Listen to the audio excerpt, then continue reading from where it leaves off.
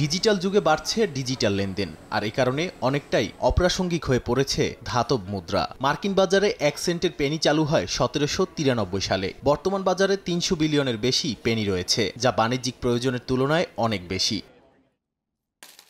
Digital লেনদেনের যুগে আর্থিক সাশ্রয়ের লক্ষ্যে এবার পেনির উৎপাদন বন্ধের সিদ্ধান্ত নিয়েছে মার্কিন প্রশাসন। দেশটিতে দীর্ঘ 232 বছর পর বন্ধ হয়ে যাচ্ছে 1 সেন্টের এই ধাতব মুদ্রাটি। উৎপাদন বন্ধ হলেও বাজারে থাকা পেনিগুলো থাকবে কার্যকর। তবে নতুন পেনি না আসার কারণে ব্যবসা প্রতিষ্ঠানগুলো এখনই পণ্যের দাম সমন্বয়ের প্রস্তুতি নিচ্ছে। রিচমন্ড ফেডারেল রিসার্চ জানায়, এ কারণে বছরে ক্রেতাদের বাড়তি খরচ পড়বে $6 মিলিয়ন।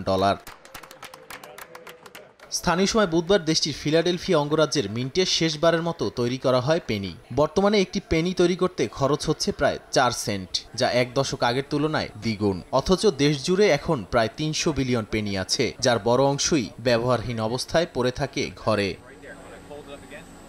বিশ্বের অন্যান্য দেশও আগেই তাদের স্বল্প মূল্যের কয়েন বাতিল করেছে। কানাডা 2012 সালে 1 সেন্টের মুদ্রা বন্ধ করে। অস্ট্রেলিয়া ও নিউজিল্যান্ড 1990-এর দশকে। যুক্তরাজ্যও 2024 সালে 1 ও 2 পেনি মুদ্রা বন্ধের সিদ্ধান্ত নিয়েছে। এবার যুক্তরাষ্ট্রও যোগ দিল সেই তালিকায়। নাদিম মারজান, সময় সংবাদ।